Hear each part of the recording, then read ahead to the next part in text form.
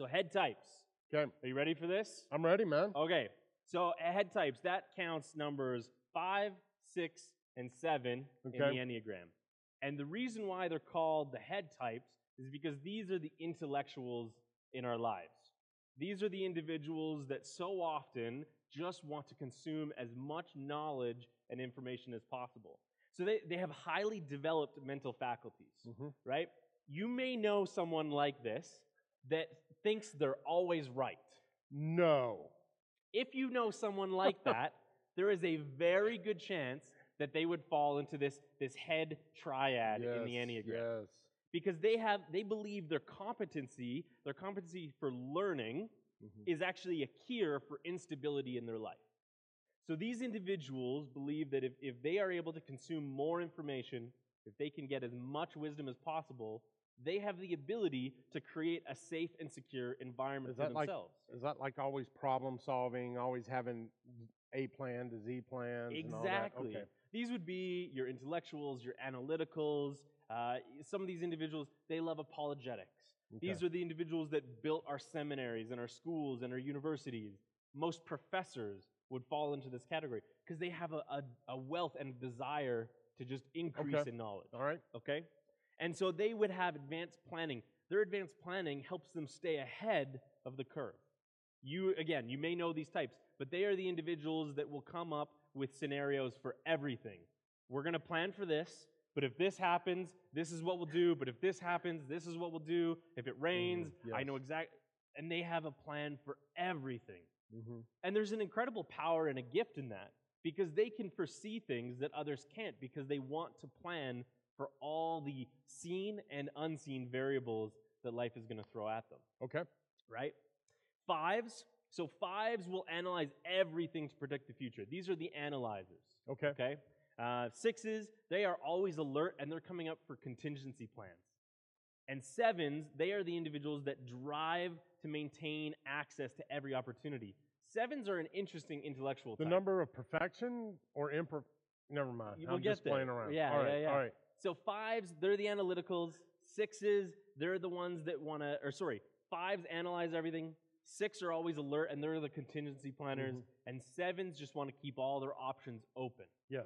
Right? So it's very interesting, whereas twos and threes and fours, as we discussed last week in the emotion types, they all share a common mentality, a common issue at their core.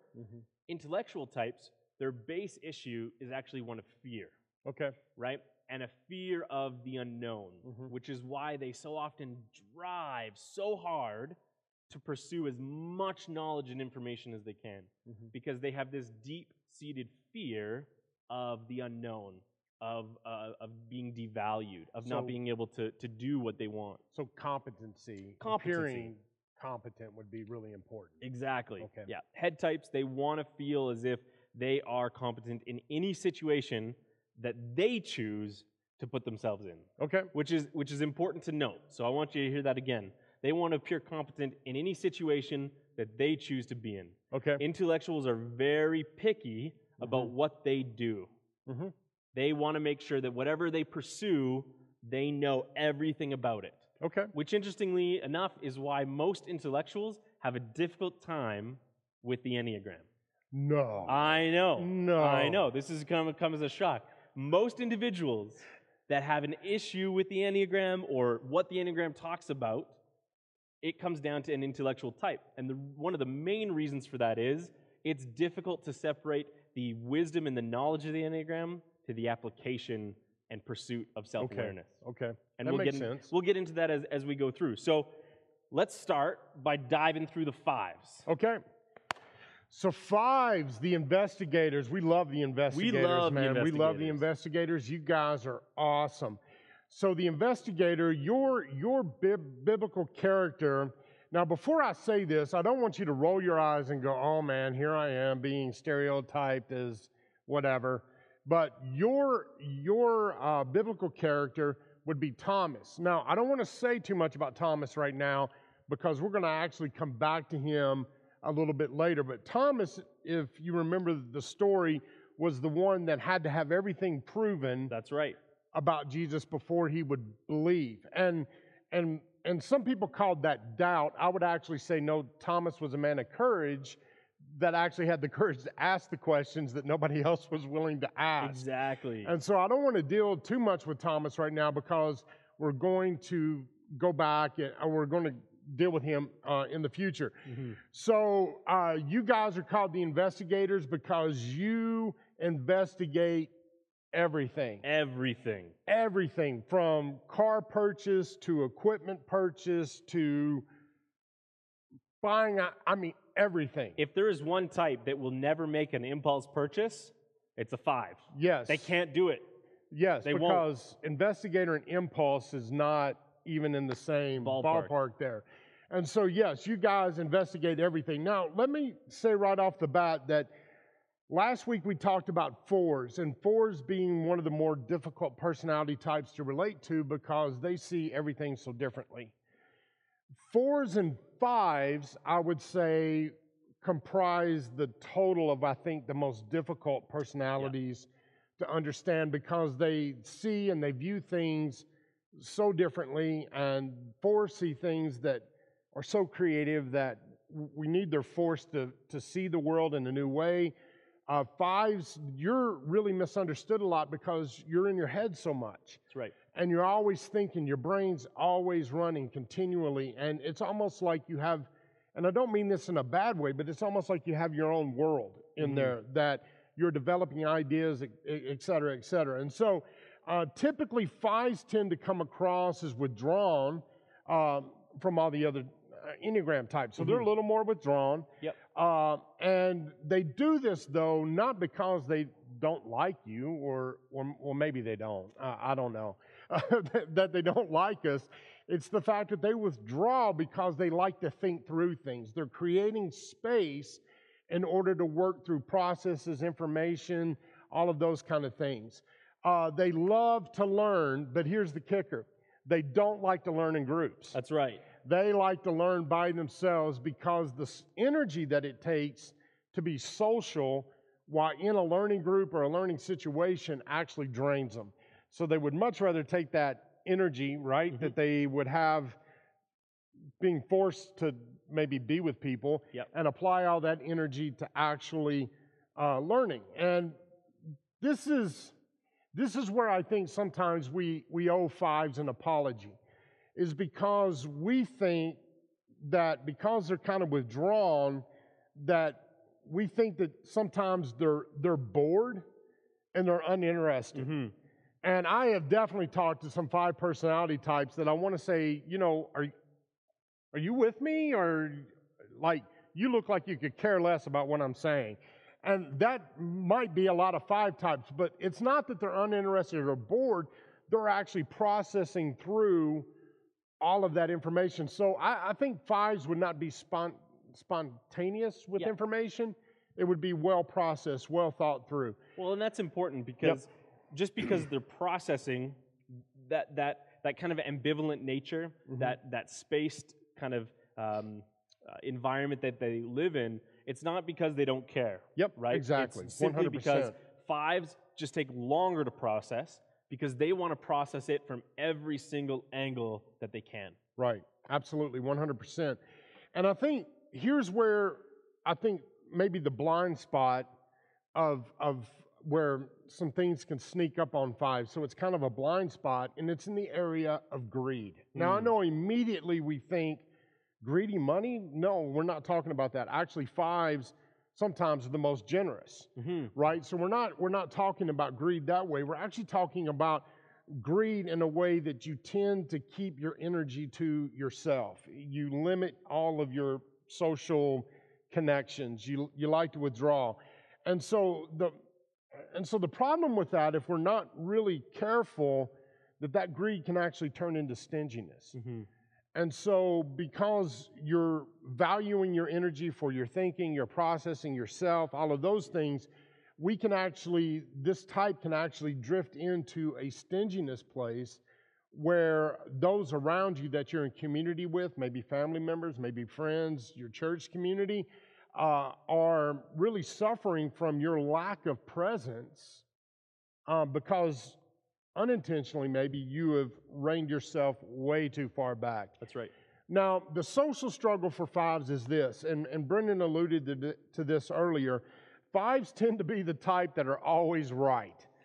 They are always right. They have researched the information. They have a worldview. They know that worldview is the best worldview, the only worldview, etc. And so sometimes the social struggle is when fives are met with difference of opinion, when they go to an unhealthy place, they can actually tend to do what I call this. They try to out-debate everybody. And they'll do that even by getting louder. They want to power up. They want to out-debate and really force their issue on. And I think that's tough because people don't understand where that's coming from. Mm-hmm. And so that can be difficult. But the cool thing is when you're moving into a healthy place, mm-hmm. you look like me, an 8. Woohoo! Yes. I know the 5s just went, They all collectively cringe. Yes, exactly. But you do. You move into a healthy 8. And this is how you do that. You help bring clarity and truth. You guys are the ones that can step into a situation that appears foggy or appears very chaotic and disoriented, mm-hmm. and you can step into that in a healthy way, and you can bring about clarity and truth and outside perspective to make sense of what is happening. Now, the other side of that is when you go into disintegration or you go into an unhealthy place, you will tend to do this. You will tend to take on manipulative techniques. Mm-hmm. And then you will also go to a place where if you can't figure it out, you'll just quit and go to unhealthy coping techniques. Now, I don't want to go and dwell on that too much right now because we'll touch base on that a little bit later. But that would be the norm, is that, again, you tend to maybe take information and manipulate it, or when you can't figure things out or wrap your minds around it, you'll just say, enough's enough, I'm done with that, and mm-hmm. just quit on it. And then if it's really profound, you would go to some really unhealthy coping techniques like addiction, mm-hmm. which could be really bad. That's right. Yeah, I mean, fives have this incredible capacity, and I think, or I hope, that everyone listening and working through the Enneagram can witness each type has a very unique capacity mm-hmm. that is an incredible gift, mm-hmm. but that gift can also be their weakness as well, mm-hmm. right? There's both ends to that equation, and fives being so intelligent and having a capacity for knowledge, it can lead them to really share that with others in a healthy place, right, as a challenger, mm-hmm. or shrink into themselves and kind of mm-hmm. cope in ways that they know they're not healthy, but they're too scared to get out of that space. And we absolutely need fives because they're the researchers. They're the mm-hmm. guys that step in and help us make sense of things sometimes that don't make sense. They help bring a different perspective to things. I think the key is everybody maintaining an open mind. That's right. To be able to hear and discuss ideas. That's right. All right. So 6s, the loyalists. 6s. Oh boy, loyalists. We had an individual in the chat reach out. They said they're a 6, so thank you. Loyalists. One of the individuals in the Bible that we might relate to being a loyalist is someone like Peter, because they are the most loyal to their friends and their beliefs and ideas and systems. Anything and everything that they can be loyal to, they are going to be loyal to. Mm-hmm. They will stick through things through thick and thin, which is, again, an incredible gift, but it can also create a huge blind spot for them. Yes. Because they will forget to go through the logic and reasoning of situations, and if they're in an unhealthy place, blindly follow. So sometimes they don't have to go down with the ship. Exactly, yeah. Okay. You might consider loyalists as the types of individuals, they will go down with the ship. But so often they do that because they don't stop and evaluate it or look at the emotion or the cost that going down with the ship is going to take. So 6s, when they're healthy, no other type than them is more determined and stronger than a 6. Absolutely, 100%. Right? They are so grounded in their belief system and in the people and systems around them that they will literally build others up. Mm-hmm. They will do whatever it takes to help and support. They're very similar to a 2 that way, but they come at from an intellectual standpoint rather than an emotional standpoint. Okay, I can see that.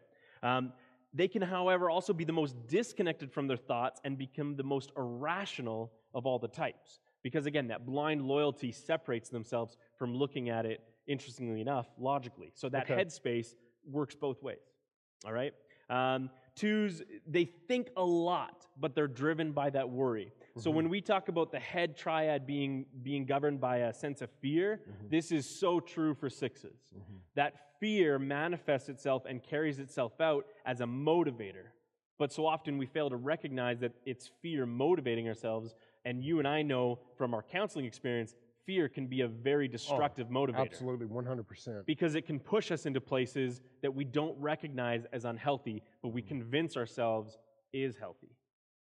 So they tend to fear making important decisions, although at the same time, they resist having anyone else make decisions for them, right? They struggle making snap decisions. They're not going to make impulse purchases. But exactly, they don't want someone else to tell them what to do. Yep. They will just take time and time and time. The struggle there becomes how much time do they need? Because they will always convince themselves that they don't have enough information.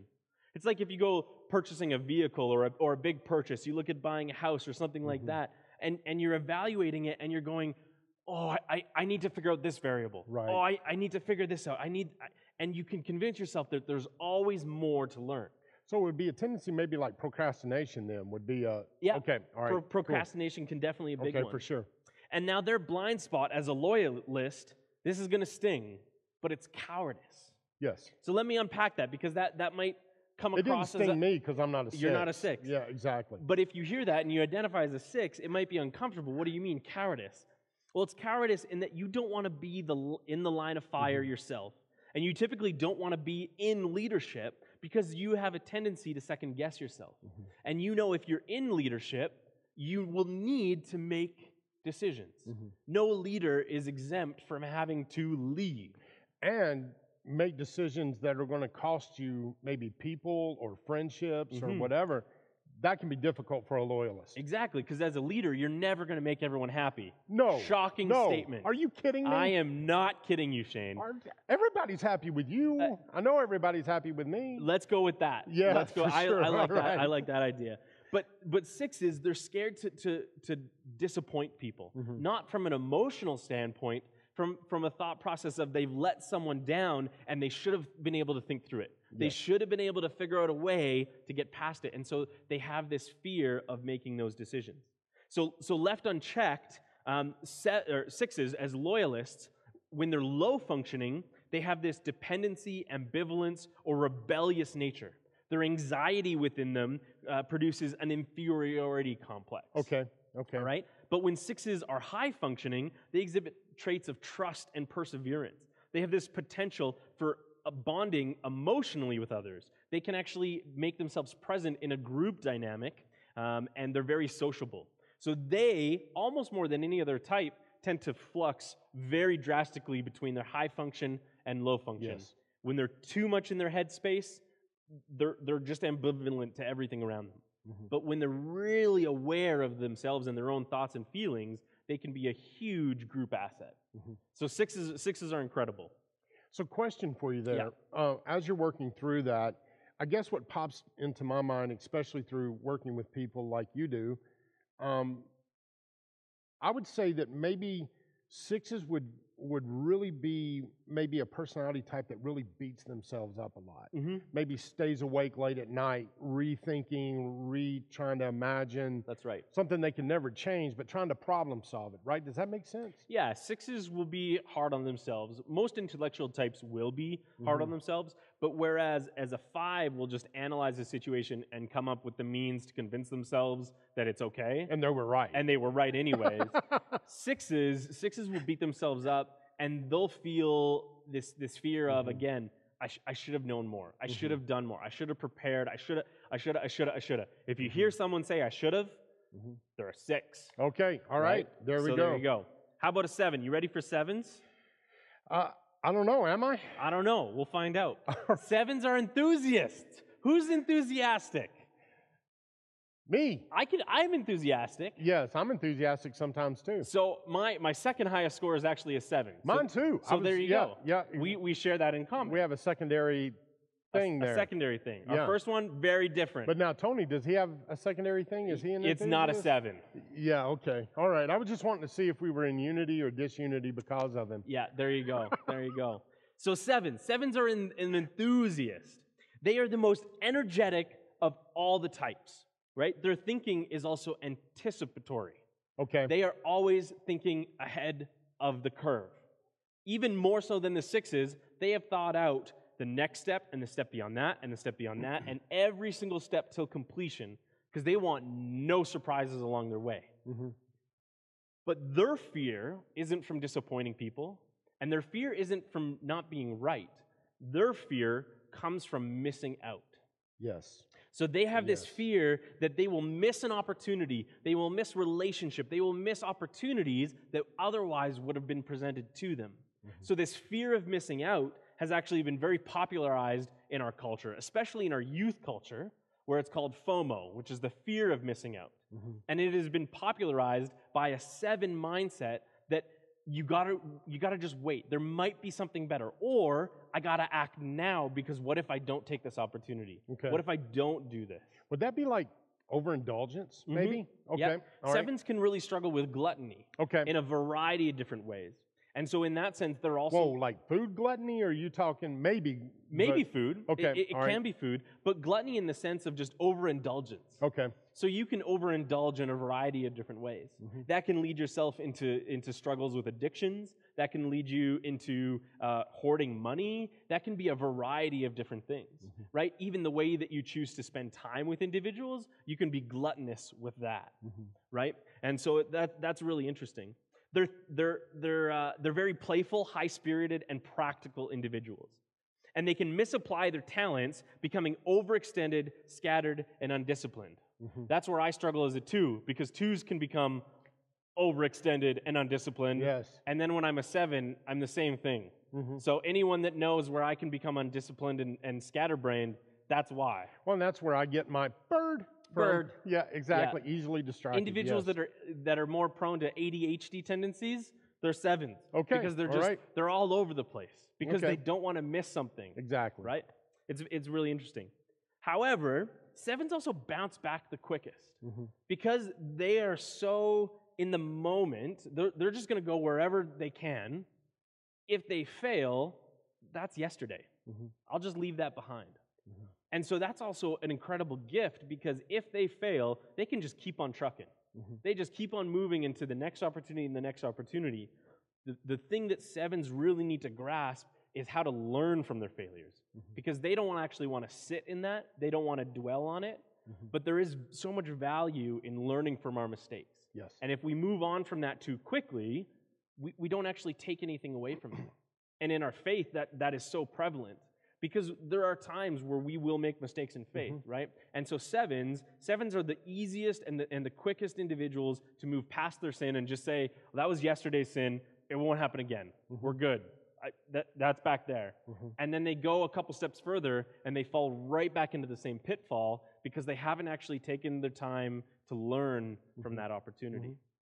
Does that make sense? It does. And I think, as you're saying that, I actually think that as a staff, we've embraced a little bit a 7 personality in that we like to try a lot of things here. Yeah. And we're the type that if it doesn't work, we'll learn from it, but we quickly go, okay, it didn't work, learned our lesson, move on to the next thing, right? Exactly. So in some ways that can be healthy. It can be very healthy. As long as we're learning from the mistakes that we've made. That's right. You need to approach it, and 7s really benefit here from evaluating through all of the different propensities. So by that I mean, as a 7, to become a healthy 7, you actually have to connect with your emotions, and you have to connect with your gut.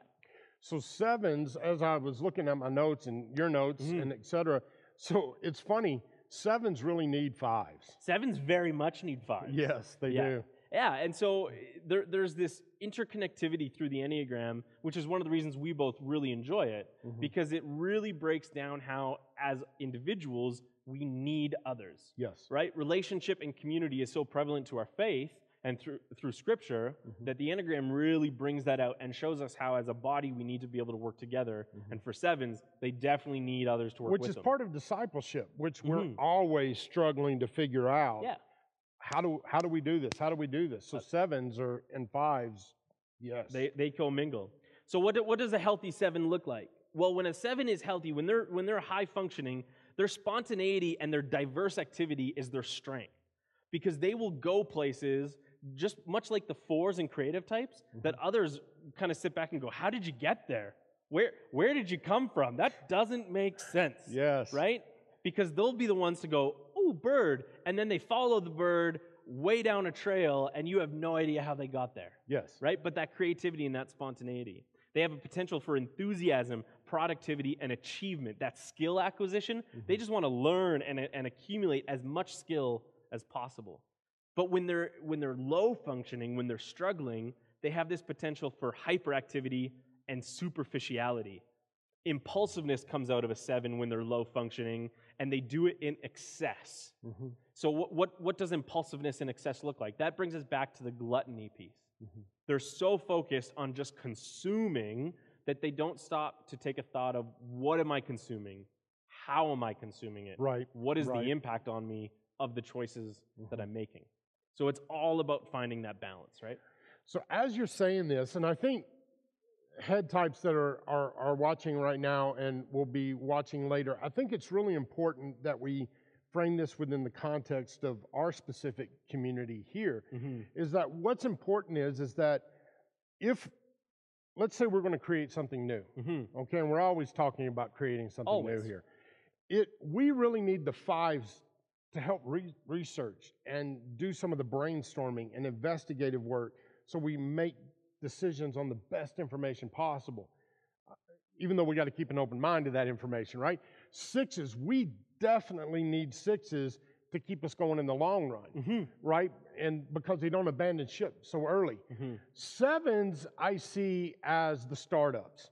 This is the group that you need in the initial beginning to start something up.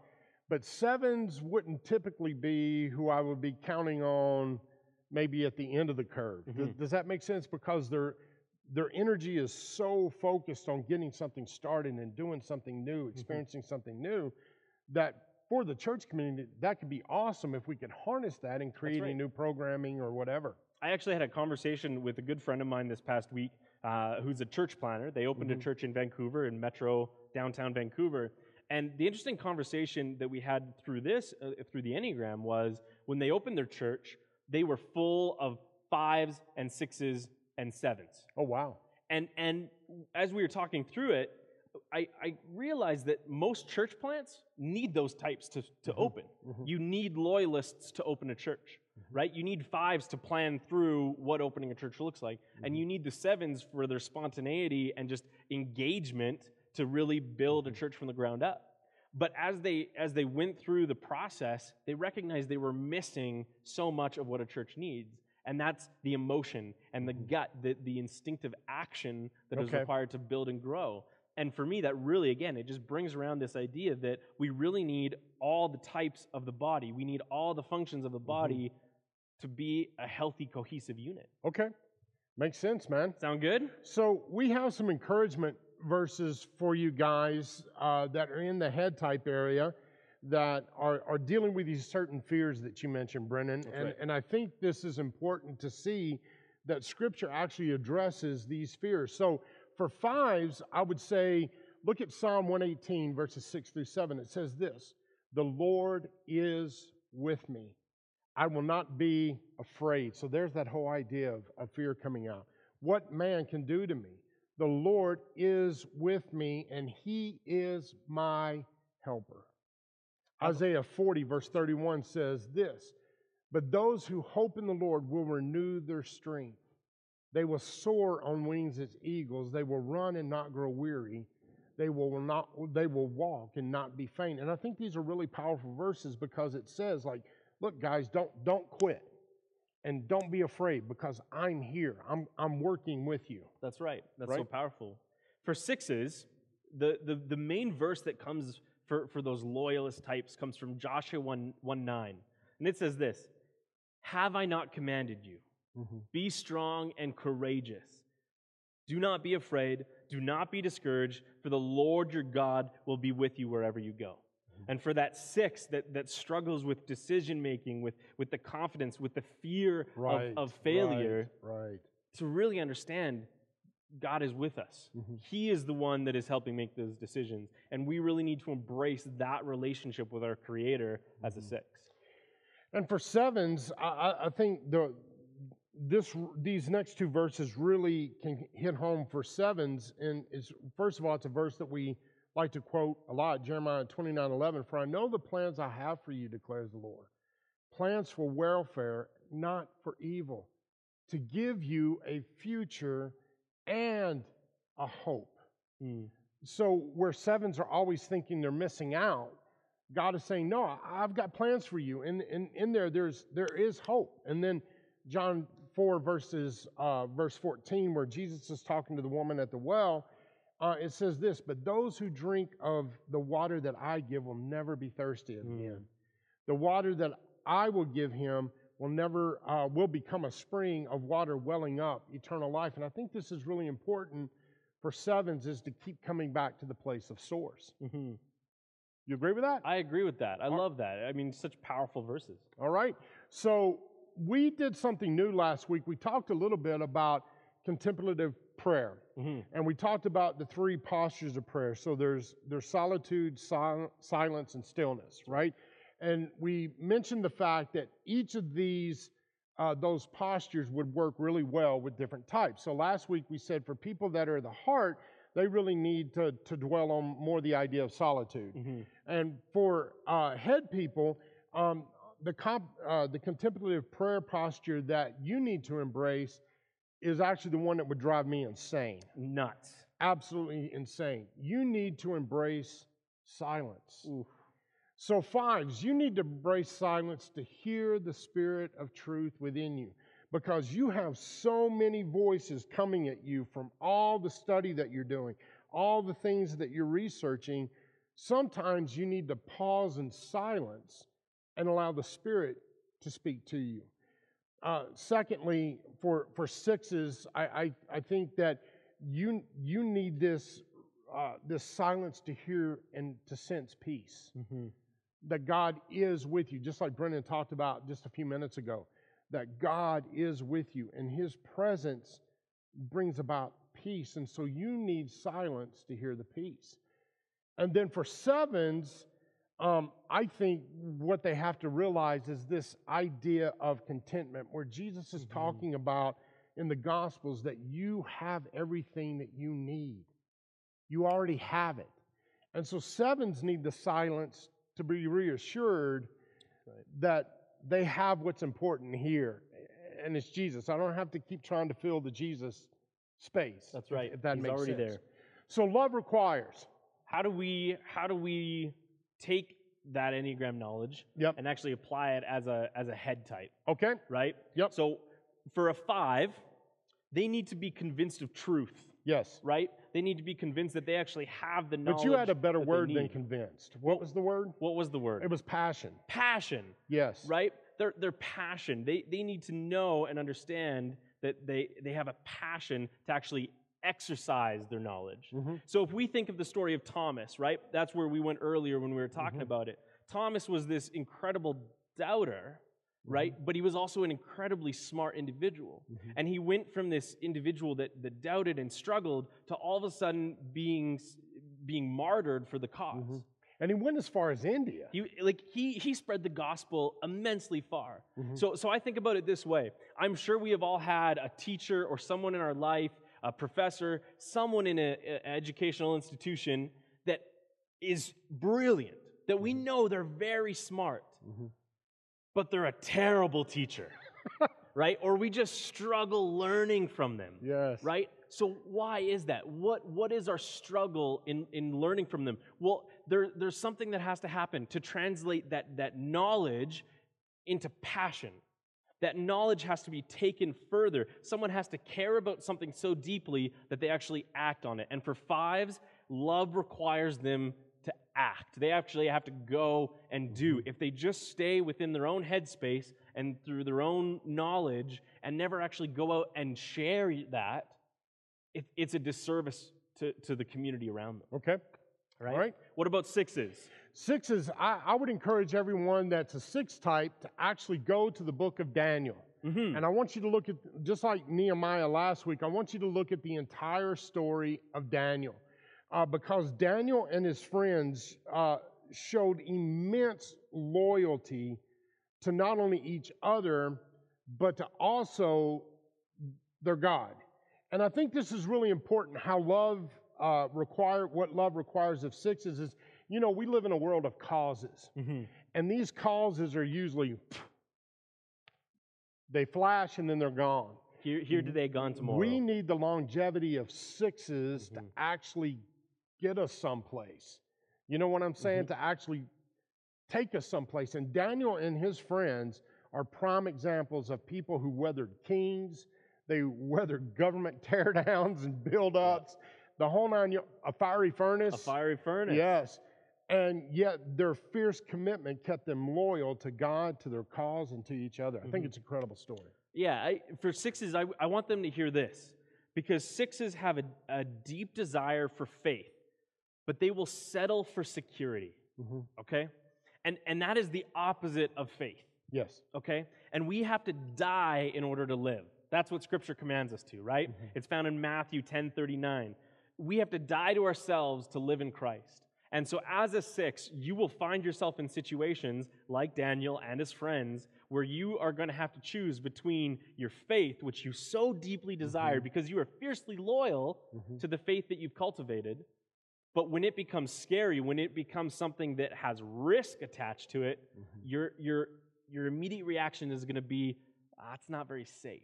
Hence why that verse you read is so important. That's Did right. I not command you? Did I not? I'm with you. Go do it. I am with you. Yes. So that is important for sixes. Exactly. Now, what about sevens, Shane? Sevens, I want us to look at the story of Noah. And I know a lot of people are like, Noah, right. Where's that come from? Yeah, exactly. Noah is this really interesting Bible character because this is a guy that was minding his own business, right? Yep. Living right before God, minding his own business.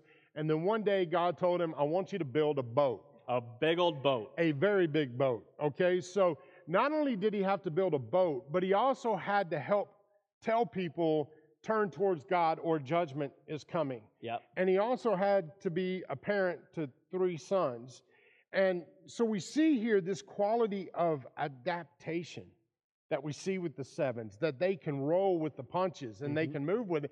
Also, we see the downfall of a seven in Noah, in that we talked earlier about, sevens and unhealthy expectations and all of those kind of things, or the way they can go to being unhealthy. We see at the end of Noah's story, he didn't finish so well, right?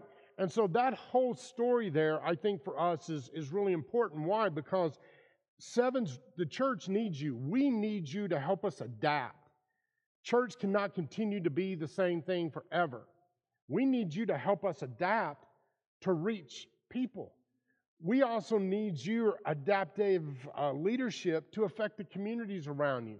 We need your adaptive leadership to affect the city of Calgary, right? To help us move to a better place, to a better community, a better future. So sevens are critical. So what I hear you saying is the high-functioning sevens and their ability to really harness their scatterbrain mentality and be very effective in the directions they're going, we need those sevens to be high-functioning, because without them, we'll never reach that place. Yes. Actually, one time I remember Buchanan told me this. He said, man, when you have, he didn't say 7 types, but he called them thoroughbreds. Thoroughbreds. I don't know if, quarter horses, man, those guys, you can get on a quarter horse and they will just trail ride. Yeah. And they beat you to death, but they'll just trail ride, right? But then you got thoroughbreds. And these things are twitchy, and they're like, they will jump and run. And he said, man, when you have sevens, just put blinders on them and let them go. Yeah. And I think that's what we need is show them the destination. Focus 7 and just turn them loose. No, I did not call you a bunch of horses. So anyway, there you any go. other thoughts you want to share? No, I think that's really powerful, right? So as sevens, those enthusiasts, that spontaneity and diverse activity, they need to learn how to harness that. because they are maybe the only ones that have the ability to be so spontaneous but lead through that. Yes. So, in closing,